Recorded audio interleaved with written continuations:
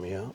Well, yeah, I mean, we're running out of, we have to keep it a little bit short, but, Randy, I mean, just because we've got to get over to that other place.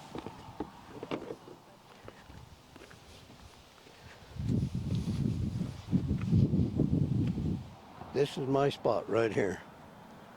Yeah. That's got two of our babies buried in the same Right that little flat one right there. We own all these lots between here and there. Oh, And so I put the babies over there, and Charlotte, I'm going to move that one over on top of Charlotte's casket right here. okay. Is that kind of weird to see your name on there? Charlotte. Your name? Is that weird for you to see your name? My name is Ezra John.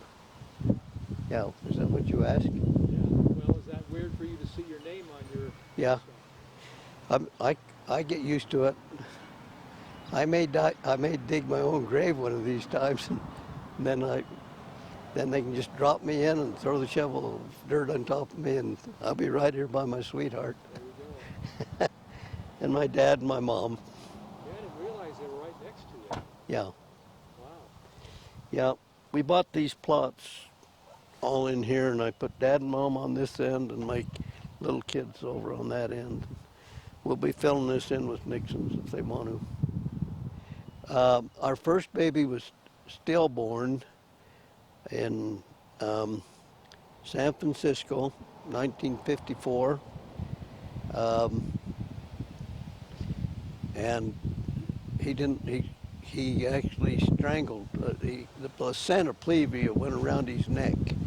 So when he choked to death before he was born. Then the next little girl only weighed a pound and 14 ounces.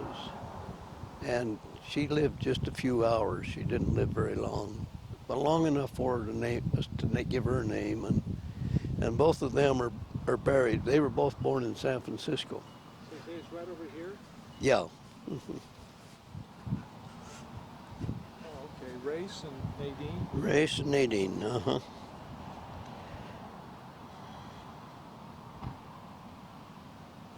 54, 55. Yep. And that was hard on my wife to lose her first two children. Oh, I bet. All our friends are sitting there cuddling their babies, and some of them nursing their babies, and Charlotte sits there empty-handed, having had two babies, and no one to cuddle. And that was tough because she wanted kids really bad. And so we went to President McKay, or President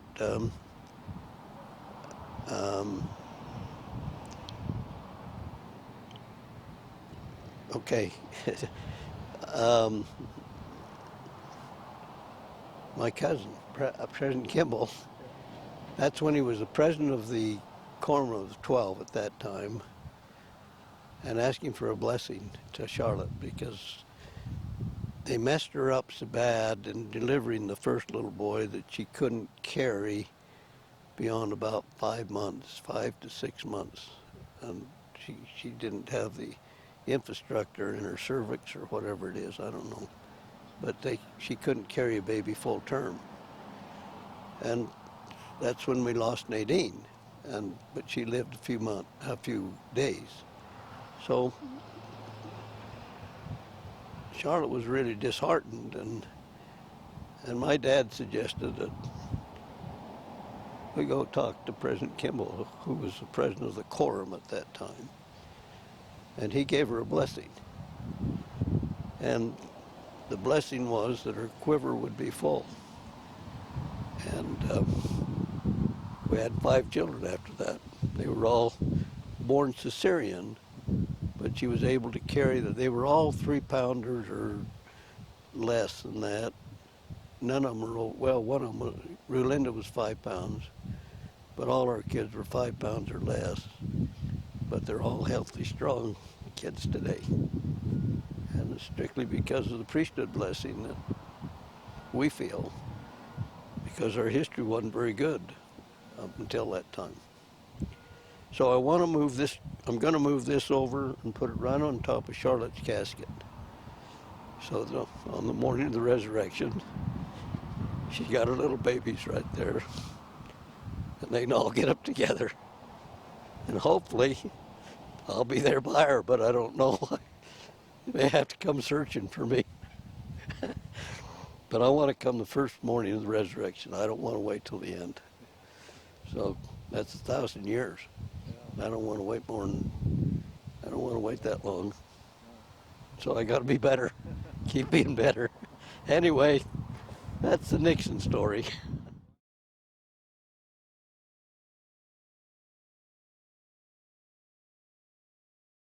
Talk at all about your wife, just standing next to her, because you were talking about the kids, but I wondered if you wanted to say Yeah. something about her. Okay. Well, Charlotte's buried right here. She's buried right. Stand on the other side of your. Yeah. Okay. This is Charlotte's. Charlotte's buried about right here. And I'm going to put those little kids right here. So that on the morning of the first resurrection, they're all going to be there together. That's kind of crazy things that I think of, but anyway. So my dad and mom, I hope they get up first. Then Charlotte gets up, my little kids will get up, and I don't know where I'll be, but I hope I get up. Be there. I hope so. Anyway, that's the way I perceive it. I drive by here every day or two, and I don't always stop, but sometimes I stop, and people see me standing there, and they say, "What's that old guy doing standing there all the time?" You know. But I don't. Usually Sundays I'll stop by and just come over.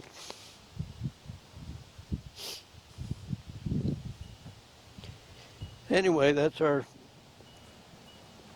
is where our roots are.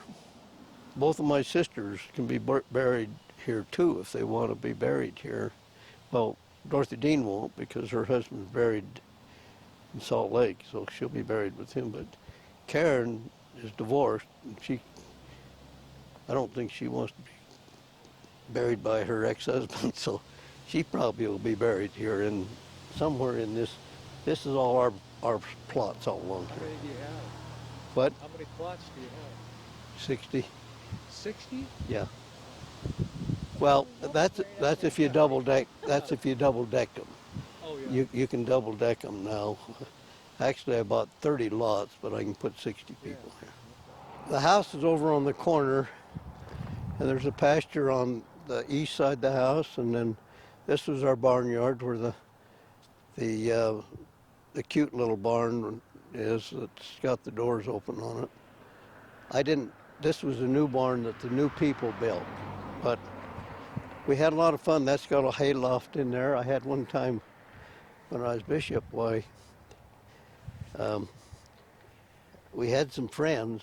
In fact, Jay Spencer, you know Jay, JL's Oh, yeah. folks. They had a couple of rabbits that they got for Easter bunnies, and they got big, and so they brought them out to us because we lived out here in the farmland, and they didn't know what to do with them in town. So Jay and Yvonne brought them out to our house because the Nixons are out there in the country, so they left us these two rabbits. And we didn't know what to do with them when winter came. I didn't want them in the house.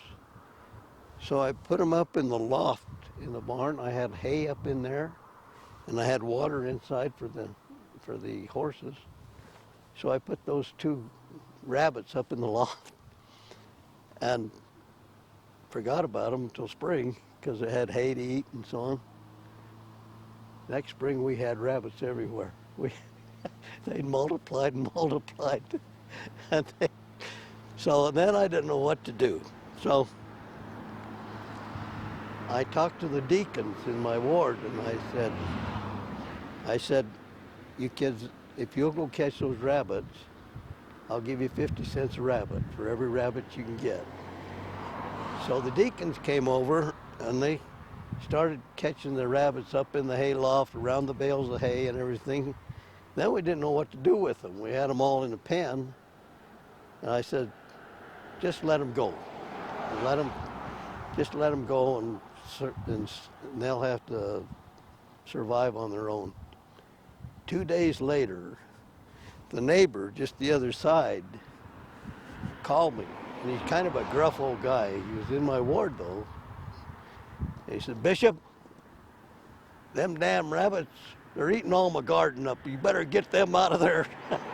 So now I gotta go hire these kids to catch the rabbits together, because I turned them all loose and they were eating the neighbors. So we finally gathered them up some way or other, and then I didn't know what to do. I got these rabbits and the parents didn't want them. So I told the kids, I said, "Look, take them to school and share them on sharing day and give them to other kids." So we gave about 25 rabbits to everybody in the Hyde Park school. Then I get parents call me from North. We don't know what to do with this rabbit our daughter brought home. What are you doing that for? And it all started because of Jay and Siobhan bringing me a doe and a buck, but they were little baby rabbits when they didn't know they were. And that's the story about the rabbit. Okay, this is where the garden was. See where the chickens are? And our garden was over here. And the gas tank had a 5,000-gallon gas tank right in the corner there where the pole fence is. And that's, I think I told you the story about Daniel leaving it open, and President Kimball told us we should have a garden, and I hated a garden, but I went ahead and did it, and then every year the horses would get in and eat all the products when the corn was on, tomatoes were on, and then finally Charlotte was going to shoot the horses. She couldn't get the bullet in the gun. We had chickens, yeah. We had turkeys, we had lambs, we had calves, had horses. Trace used to rodeo out along the fence out in front there. And Sunday afternoon, people would be stopping watching him riding bucking horses. The gasoline pump was right there in the corner where that gate is. And so I told the kids, Daniel particularly wanted a boat. And I said, "Son, I'm not in favor of buying a boat. It'll tempt us to go boating on Sunday and doing things like that." And he says, "But Dad," he said, "Dad, we got it, so let's spend it." And I said, "We're not going to buy a boat." But to compromise, I said, "Look, we'll supply the gasoline to your friends if they will bring their boats." So if they want to bring their boats, then we'll pay for the gas for the boats. One morning, one night, about 1 o'clock at night, Charlotte woke me up and she says, "Jack, there's somebody down the barn." And I says, "What makes you think so?" She says, "I can hear them."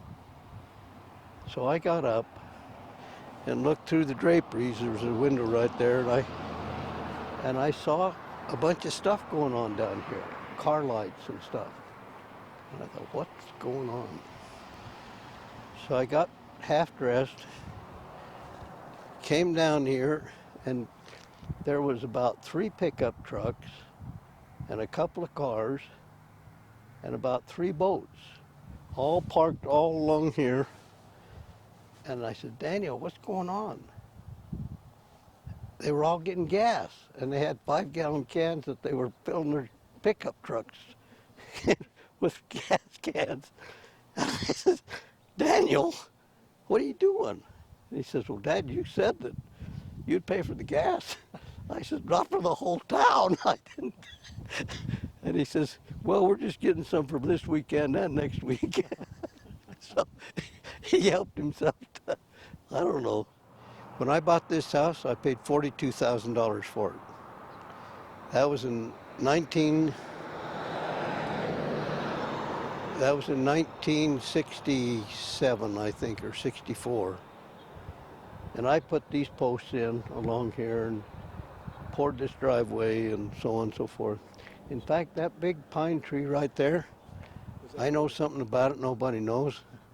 There's Christmas tree lights that I strung on that pine tree probably 40 years ago. As the pine tree grew up, the lights worked their way into the branch, or the branches grew out.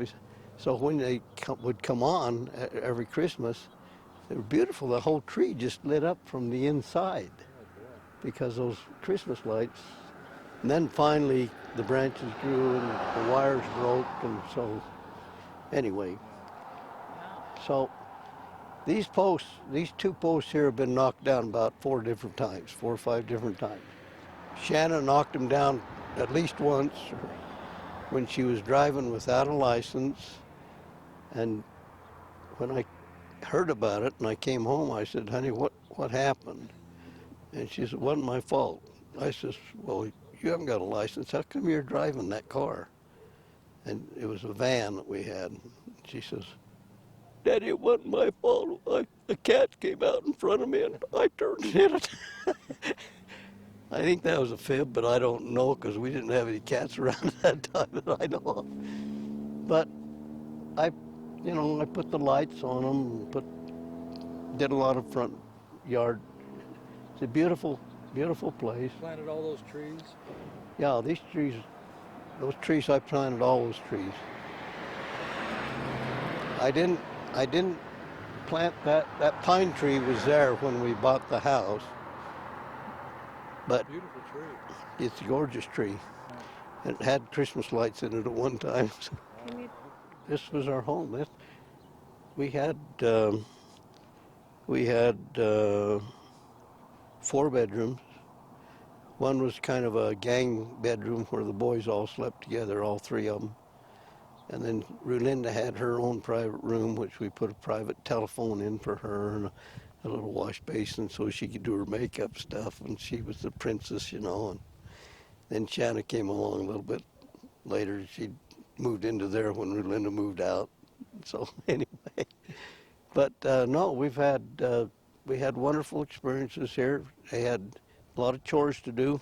These kids all had white fences along here, and they had to paint them every other year. And they hated that. They didn't like the work that went with feeding the calves, taking care of the animals, whatever we had. They all had jobs to do. And they all did pretty doggone good. Actually, we've had luck with our kids. Scott was the only one I ever had a law problem with, and that was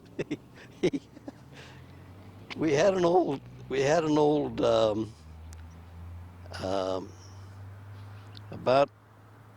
must have been about a 1965 or something Oldsmobile that had a positrack rear end in it, and it was built like a tank. I mean, it was all metal.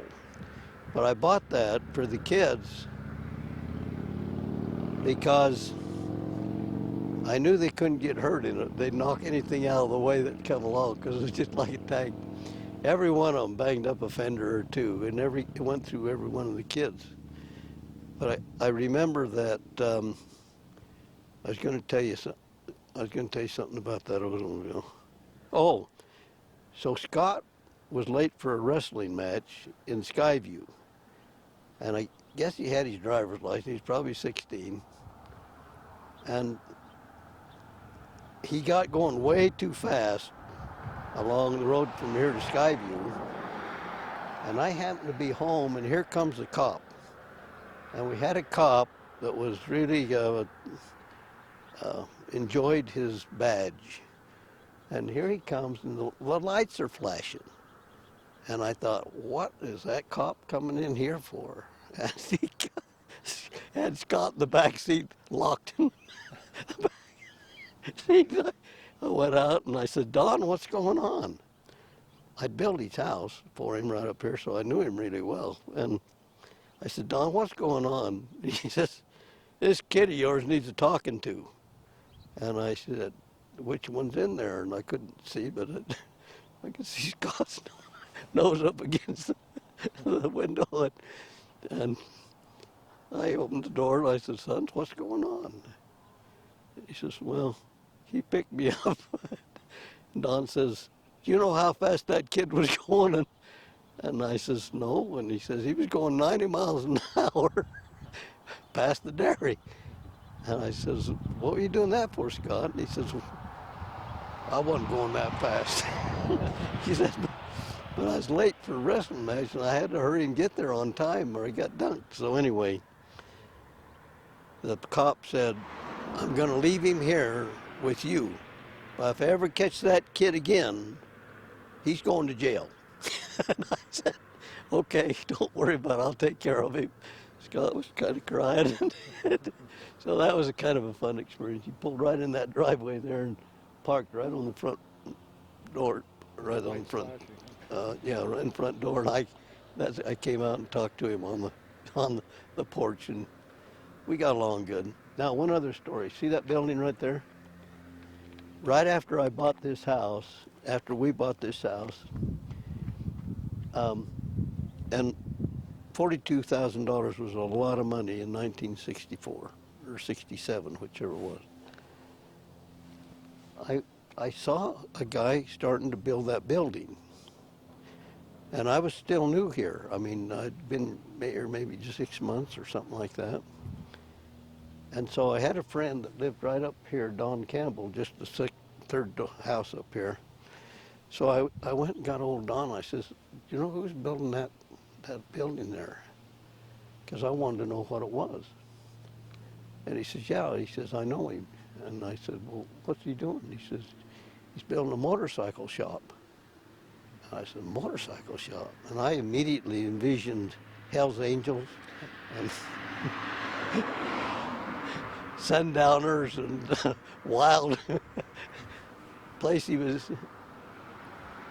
he was building that shop. And I was sick because I just spent $42,000 every dime I could scrape together to buy this house, and here's a Hell's Angel hangout going in across the street from me, is what I thought. So I went to my dad and I said, Dad, I'm sick. He said, there's a guy building a motorcycle shop across the street. And this is what my dad said. He said, son, when you get rich enough that you can buy the property all around you, you can say what can be built there. But so long as someone else owns that property, they can say what they're going to build there. And I thought, that's not fair. I want to control everything around me. I don't want other people to do something I don't want them to do. And he says, that's not the way it works, son. He says, you need to understand that. It ended up that, and he still owns the building. He was our scoutmaster, and he turned into the greatest scoutmaster that anybody ever had. When I became a bishop, he was my scoutmaster. We had 26 kids, mission age. Every one of them were Eagle Scouts. Every one of those kids went on missions. He just was a wonderful, wonderful guy. And yeah, he worked on motorcycles for himself, and his daughters each had a motorcycle in the family. But he wasn't a Hell's Angel. So often we perceive the worst rather than the best. But we could never have had as good of a scoutmaster as Don Johnson was. He's still alive. He's older than I am. He's 95 years old. And he has a hard time walking now and so on. But he built an airplane in there out of just balsa wood and wheels, and he put an airplane together, took the wings off, and then he'd roll it out here and put the wing. Here's the runway, huh? And every time a kid would get an eagle badge, he'd take him, For a ride. take him flying, and the parents hated it. They thought our boy's going in that old thing that Don built, but the kids wanted to go, and I don't think I ever had any parents that stopped him from going, because he was just a wonderful, and he's still a wonderful, wonderful man. The portico was not on the house when I owned it. When we had it, it was white brick. They put the rock around the outside. They put a higher pitched roof on it. We had a pitched roof, but it was only a 312, which is not as high a pitch. This is about a six or probably a 7 pitch, and a portico, which has dressed that up a lot and made it look a lot nicer. But this was our bedroom right here in the corner, and Rulinda's bedroom was down below. The kids all had jobs. The kids all had chores to do, and it's not fun chopping the ice out of the watering trough in the middle of winter when the ice is that thick and the animals can't drink because they turn to ice, and they got to go out and chop the ice out of it, and they got to put fresh water in so they can drink. And finally we got a little warmer, so that I bought a little outfit that was a warming deal that had a thermometer on it that would keep the water from freezing. That the kids thought that was wonderful. They didn't have to chop the ice out. They had to paint all the fences all the time. They had to work in the garden. That was what we did here. And then Trace used to ride his horses over in the pasture that's in front. You can't see that from here, but he had a bucking horse. He used to ride bucking horses in high school. And, he and his friends would get together on a Sunday afternoon after church, and they'd go out there and put a rodeo on. There'd be cars all along stopped along the road watching those two kids ride these bucking broncs. So it's been a fun place, a great place, and it's a lot of good memories. This is where we raised our family. We bought this home in 1967, I think, and raised our kids here and had a lot of wonderful experience. One time I was cutting Scott's hair. It's when kids like to wear long hair, and the church was saying they should be better groomed and they shouldn't have long hair. And I cut my own kids' hair because I didn't want to pay for a barber, and I'd cut hair in the Army anyway. I knew how to cut hair. So I cut Scott's really short. He was right here in that doorway there next to the garage. We were in the little hallway there, and he was okay until I handed him a mirror to let him look at it, and his hair was all gone. He was so mad. He just took that towel and he just threw it off, and he ran out this door, and he ran across the road, and I was trying to follow him and tell him I'm sorry, let's talk about it. There was no talking. The little bugger, I couldn't find him, but he'd had a ladder behind that building over there, and the kids had played up on that roof. They'd get up there and they'd throw apples. See these apple trees over here? They're all got apple trees over there. You can't see them very well now, but they had a lot of apples, and the kids would get the apples and get up on top of the roof of there, and they'd throw at cars that came down the street. So he knew how to get up on the roof. He shinnied up on top of that roof, and I called him and hollered. I didn't know where he was.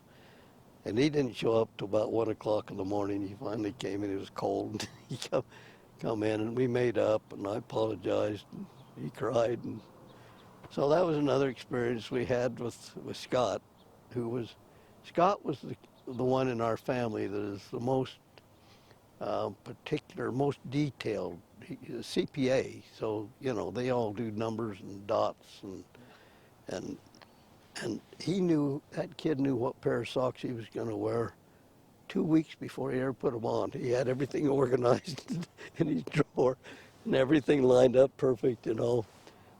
Trace, just the opposite. His stuff was scattered from one end of the room to the other. And Daniel was in the middle, and he was always borrowing somebody's stuff. One time Daniel got into the silver. We had a jar of silver. I used to keep silver. And the guy that ran the store over here, he called Charlotte one day and he said, "Do you know your son's over here buying candy for everybody in town?" And he says, "And he's using pure silver to buy them." She calls me. I call the store guys, and hang on to the silver. I'm coming down, and I'll take care of whatever he owes. I said, "Daniel, why did you get in that jar of silver? You know we saved that." He said, "My friends wanted some candy, and so I just got them some."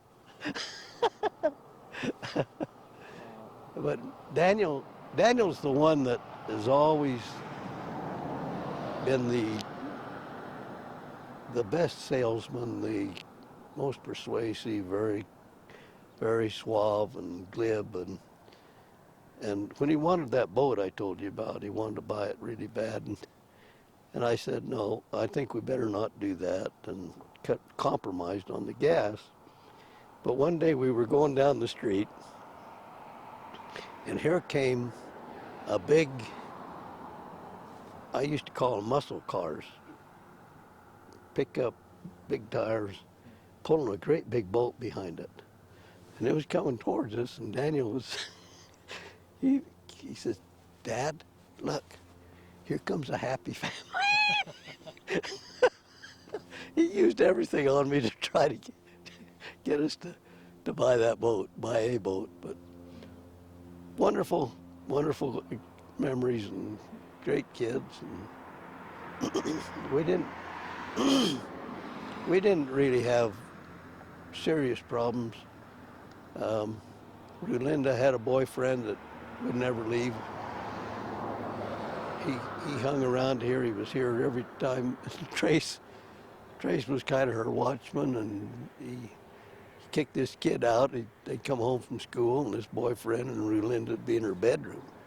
And Trace would say, "You get out of here right now. You get out. You're not supposed to be in anybody's bedroom." And so Doug would leave, you know, but he was a good kid, and he loved her. And today he still loves her. Even now, he's raised a good family, and he's an honorable person and a good person. But if there was ever a love match of high school kids, that kid, I had to buy his car to get him to go on a mission, because he said he wanted his car and he wanted his girlfriend, and if he went on a mission, he wouldn't have either one of them. I said, "Look, Doug, I'll buy your car and I'll give it back to you. I'll sell it back to you when you get off your mission, and I'll keep your girl. She'll be here when you come home. You get your tail out of here," and you go. And he did. He was a good missionary, but I even I saw them at a funeral not too long ago, where they were both Rulinda and Doug were there at the funeral. And I just watched him, and he just was looking at her just like this, you know, just. She never felt the same though? Well, yeah, she did when she was a little girl. But then Brad came along, and he was older and a little more mature and handsome-looking guy. And anyway, he swept her off her feet. And when Doug got home, why, Rulinda was already going with Brad. And I gave him back the car. He got his car back, but he didn't get the girl. Oh, Rulinda was, as she is now, she was dynamite. She was teaching kids dancing. She had probably 25 or 30 kids that she was teaching dancing when she was 13 years old.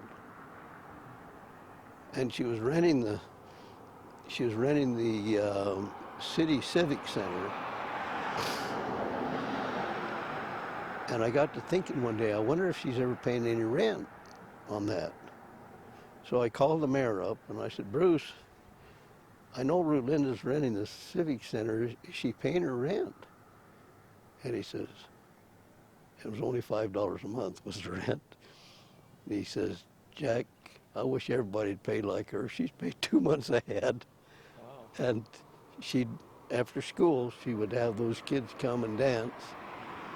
She had a record player and turned the music on, and she taught hundreds of kids to dance over the years. She taught dancing all the time. Brad was in law school and so on and so forth. So that was Linda, but she's always, I feel sorry for Linda because she teaches them to dance, teaches them cheer when they were practicing for cheer, how to be a cheerleader. She was never a cheerleader, but she'd teach them the moves to make and so on and so forth. And the kids she taught got picked as a cheerleader. Linda never did. Broke her heart. It absolutely broke her heart because I thought that she should be picked because she's a beautiful dancer and she's a beautiful girl. But that was a hard lesson for her. One of life's lessons. You don't win them all, you know. Shanna, the first thing I think about Shanna is she was going to run away one time when she was about 3. She got mad at me and Charlotte, and she packed up a bag and she had a little sack and she put her doll and a little blanket in this paper bag, and she had a little suitcase that she had doll dresses and doll shoes and things, and she packed the suitcase and she took the bag and put the doll in, and she came right out the front door and came down here, and I watched her just stand here, and I thought, I wonder what she's going to do. Charlotte says she says she's going to run away. She doesn't like us, and she's going to run away. She's going down to Hearn's house, and she had a little girlfriend down there and a couple of older girls lived down on the corner here. So Charlotte says, go get her, and I said, no. I said, let's just see what happens. She stood there and she looked back at the house and she stand there and she looked at herself, and pretty quick she goes ahead and walks down the road down to the Hearns house. So Charlotte goes and calls her Hearns and says, I think Shanna's on her way down there. She's mad at us, so kind of watch out for her, which they did. And they used to call her Shanna Banana. And they said, yeah, here comes Shanna Banana. She's coming, so we'll take care of her. Don't worry about it. So we just let her go, you know, and finally they either talked her into coming home or they brought her home or something. But Shanna was always very popular. She was the queen of the, you know, homecoming queen and cheerleader, and she's always been the gifted one, and kind of, not that Linda was never jealous of her. She'd help her win these things, but Linda was just her big sister and protected her and took care of her. So I think of those days, I think I've told you the story.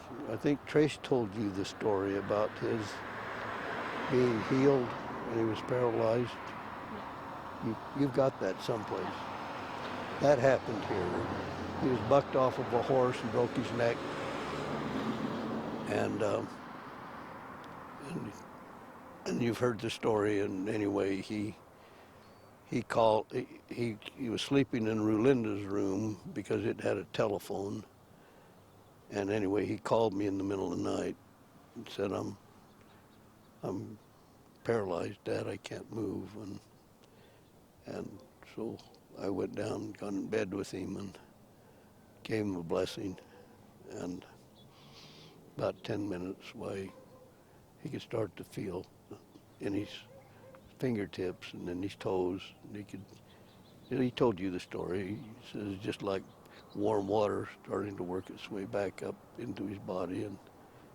And he knew that the priesthood had healed him, and the power of the priesthood. So that was a experience. Oh, we had another experience. There's a runway behind this house between this pasture here and this pasture down here. And I bought a horse from my attorney, Brent Hogan, and I told Brent I wanted a horse that was broken. His name was Jan Dew, and we had this horse. Well, first thing that happens, these kids want to ride it. I thought it was fine. So Scott gets out there, and it had a saddle on it, and Scott climbs up in there, and about a minute, that horse started bucking. And it bucked Scott off, and he led on his head and knocked him out cold. And I saw it happen. I was looking out a window, and I was kind of watching him, and I saw him laying there, and I hurried out and picked him up, and I had to crawl through the fence and hold him, and it was a hard deal, but I finally got him into his bedroom on the downstairs, and he was out cold. I didn't know he was dead or whether he was just out cold. And I just barely, no, Trace was the first one. Trace got bucked off, knocked him out, brought him in, put him on the bed, and I looked up out of the window, and there's Scott crawling on top of him, and he got on him, and he got bucked off, and he got knocked cold. I had two kids out cold with that dang horse. So I called Brent up, and I said, Brent, I thought you sold me a horse that was broke. And he says, she is broke. She's a great horse. And I said, Brent, she's not. She just bucked Trace off, and she bucked Scott off. And he said, well, what are you letting your kids ride it for? This is a horse for you to ride. He says, I didn't know you wanted a kid horse. And I said, well, I'm sorry I didn't tell you, but I got a wild horse here that I can't let the kids ride. That was the name Jan Dew. So then we had another horse that had a colt on the other side of the fence of the neighbor that got mad at me because his garden was getting eaten up by the rabbits. And he called me one morning and he says, Jack, possession is 9 points of the law. And I says, what are you talking about? He says, I got the most beautiful colt over here on my side of the fence. He says, your mare just had a colt, and he's my colt now. And he was kind of playing with me. I said, Merlin, we want to see it. We're coming over to see it. So all the family went over and saw the brand new colt that was born through the fence, because she'd backed up to the fence, and it had space like this. As she was backed up to the fence, when she gave birth to it, the colt came down on the other side of the fence. And so Merlin wanted to keep that colt. And I told him, if you want to get a shot of the pasture, just walk right down here and you can see the rest of the pasture. Yeah, I'm getting cold. I think it's fine. Are you cold? Yeah. Are you? How come you're cold? Well, I'm just saying I'm getting cold. Yeah, just. I don't have shoes on. Yeah. But it's okay. You get the rest of this, and then we've just got to get home, I think. Yeah, you better get going. We might do a shot or two at your house, Okay. and then. So you see, we had pretty nice spread here. 2.5 with the main part of the house, and then I bought the other 2.5 later. So, but this was called the Bell Corner all the time we lived here, because I bought the house from Jim Bell. Then when we moved, all of a sudden now it's the Nixon house.